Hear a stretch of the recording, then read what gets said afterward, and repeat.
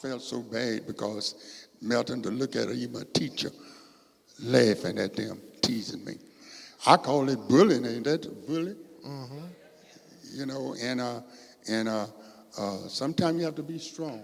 Yeah. And God, if you keep your head up, God will place an angel. Yeah. Come on. And Now. God placed an angel Yeah. Yeah. in Mr. Jordan. Right. I never forget that. I took her close to him, just like my second daddy, Yeah. because I didn't hear that from anybody but my people telling me I'm trying to make something out of you, because they knew you'd be teased.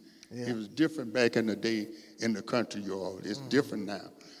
PK kids, they get away with a lot of stuff, don't y'all? Amen. But we couldn't do that. We couldn't do that. So Mr. Jordan words, your parents are trying to raise you, Paul. I didn't think they would come out of the teacher. And then they show you how my thinking was. Not Mr. Jordan. I was thinking more from an English teacher or something. Mr. Jordan was a musician. And you know, sometimes you label musicians, you know, different than other people. We're not that type of moral character. But he the one saved me. Mm-hmm. He helped to save me out of, because, you know, you can rebel. And without him, I probably would have been a rebellious guy. Yeah. Against my parents and everything. But Right. something rang a bell that Mr. Jordan said, your parents trying to raise you. Yeah. I kept that in my heart. Yeah.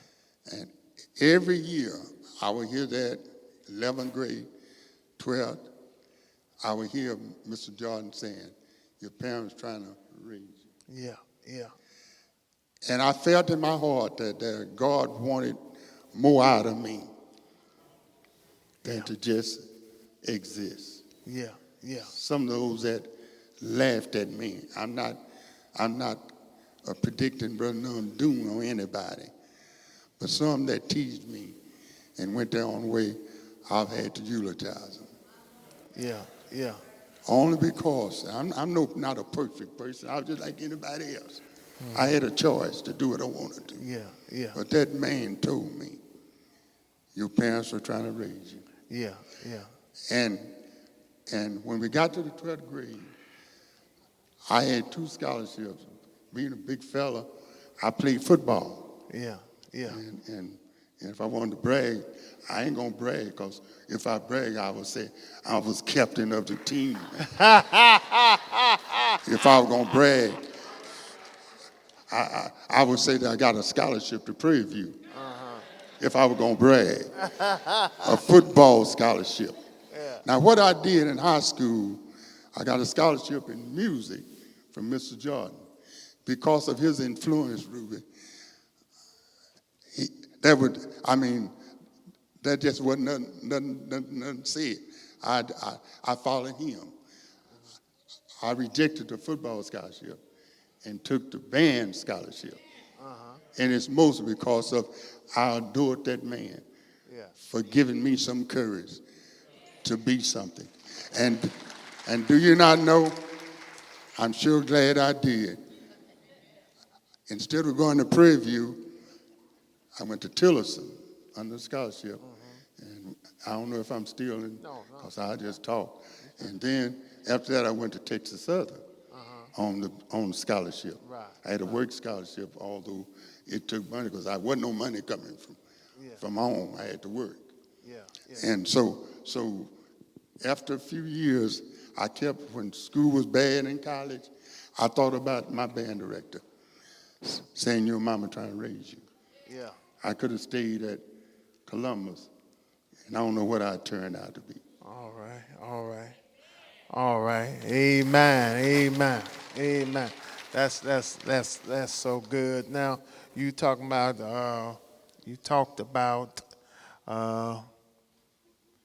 how you could have went down different roads, and I just want to ask you, how did you feel when your dad passed? Having an influence in your life, and how did you stay on the right road when he passed? because you could have turned to alcohol or could have turned to drugs or just hanging out at the storefront. But what kept you focused? Well, one thing that kept me focused, and I guess being a preacher, you may think I'm preaching, but I'm telling you, this is my story, my life. I can't lie about my life. I'm telling you about it. A lot of things kept me straight is because of my teaching. Mm-hmm. My parents trying to raise me. Yeah. And I want to encourage those who listen to me, teach your children. If they drop to the ground, teach them. Because just like smoke, you can't keep it from getting on you. Mm-hmm. The Holy Word will saturate your heart. Hallelujah. So teach them. Don't just say, well, I'm just going to let them go. No, you let them go. What you can't do, God take care of. That's right. But there's some things, Ronnie. What kept me going, my daddy died.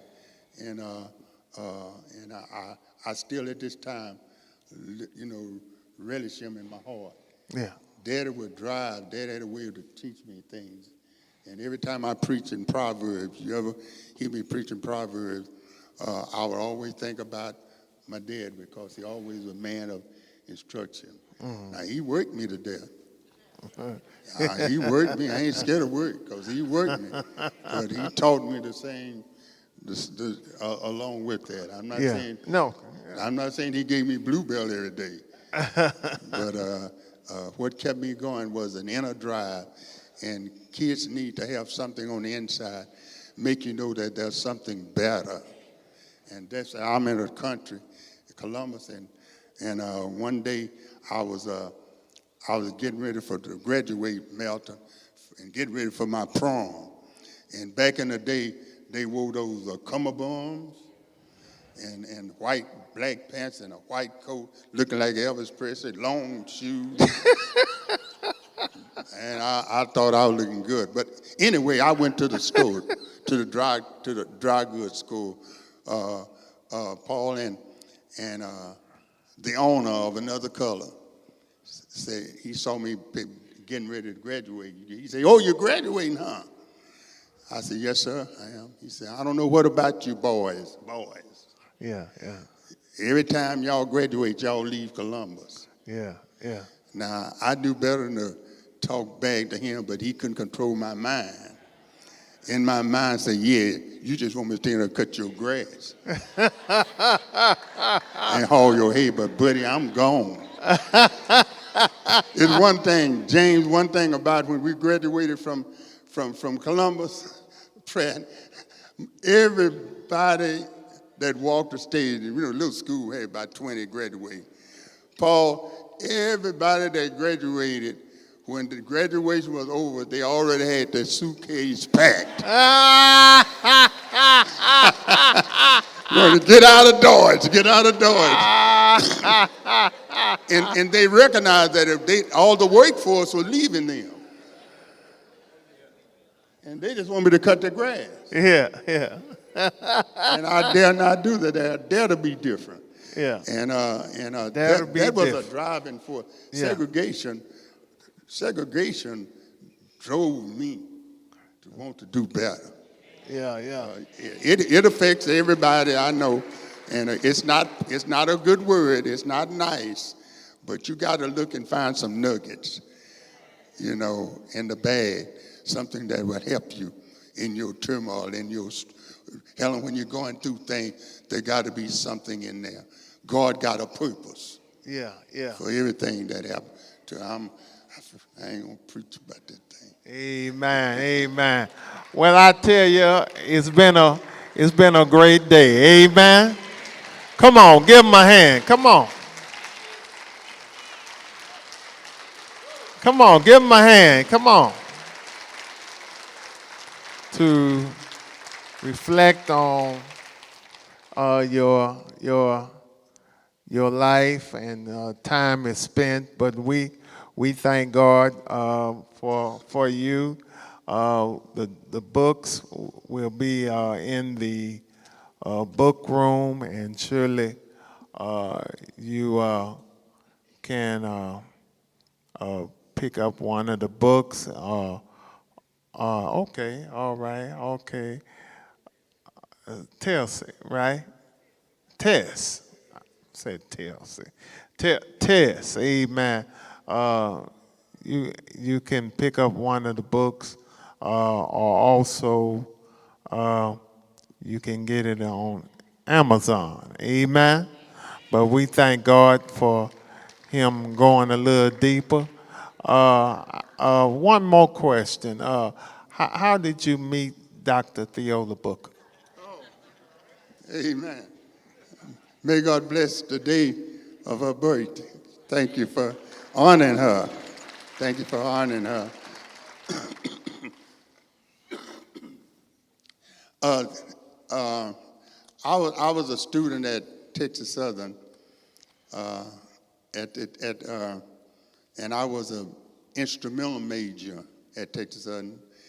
And every week they would give us a piece to play, what we call every Monday a seminar.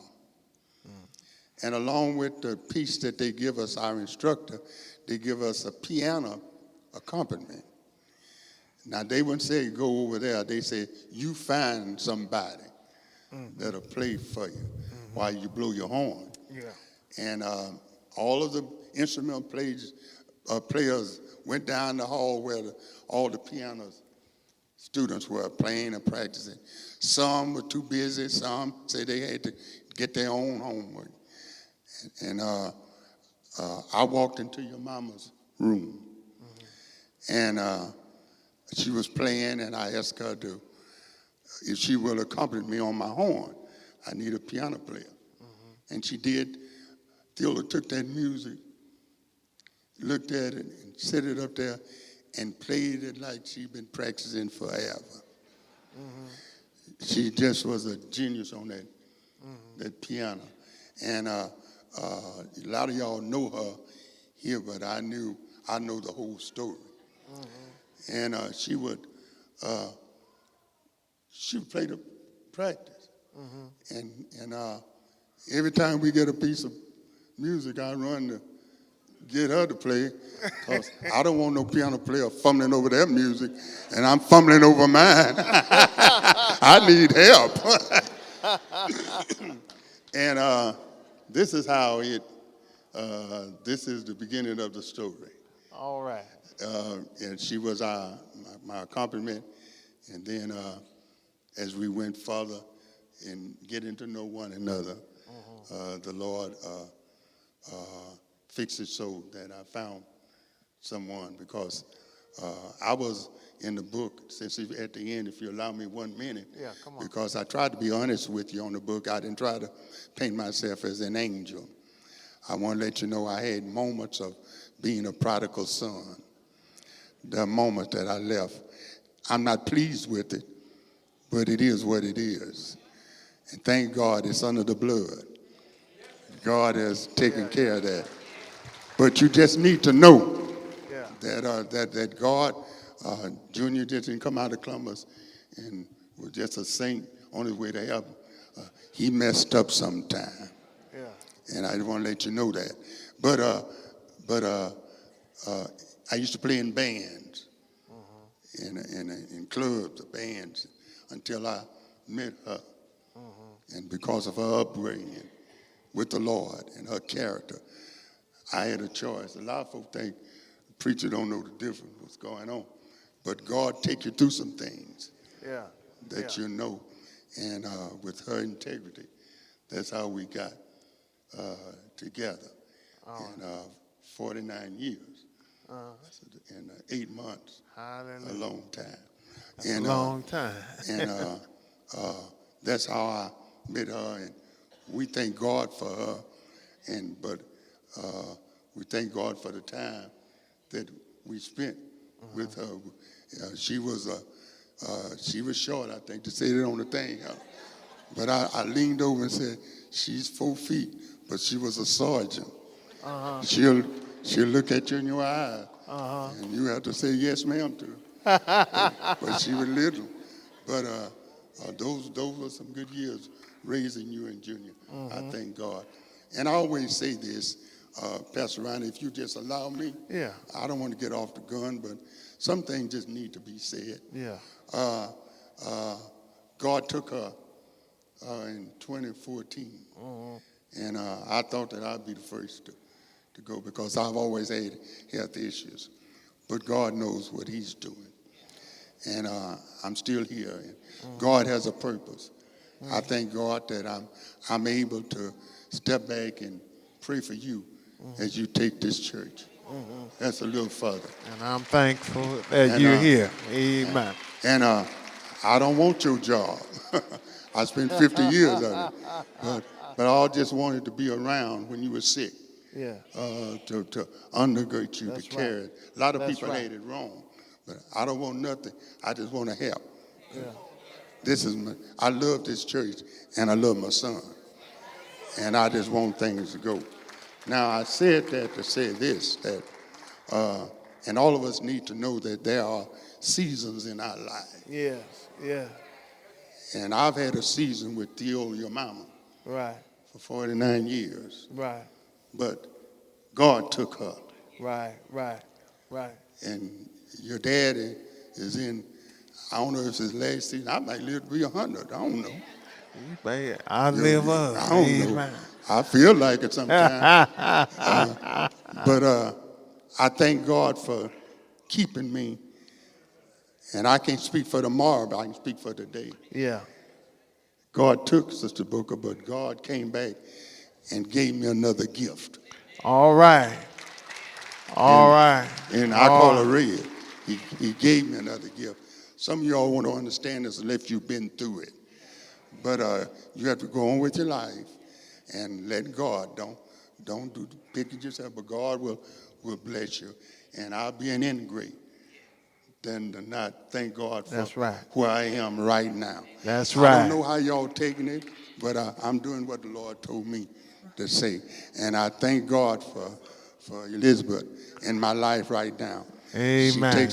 She takes a lot off of me because they say I'm spoiled, and she said she inherited the spoiledness.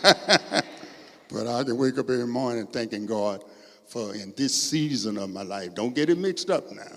In this season of my life. Amen. This season, you got a good thing. Amen. Stand up. Stand up. Amen. Did you buy that outfit? Did you buy that outfit? Amen. Amen. Hey, it's like home. I had a friend, Malton, and the daddy said, he said, you did this. The boy said, no, I didn't. No, I didn't. He said, somebody's lying. And the boy said, well, it ain't me.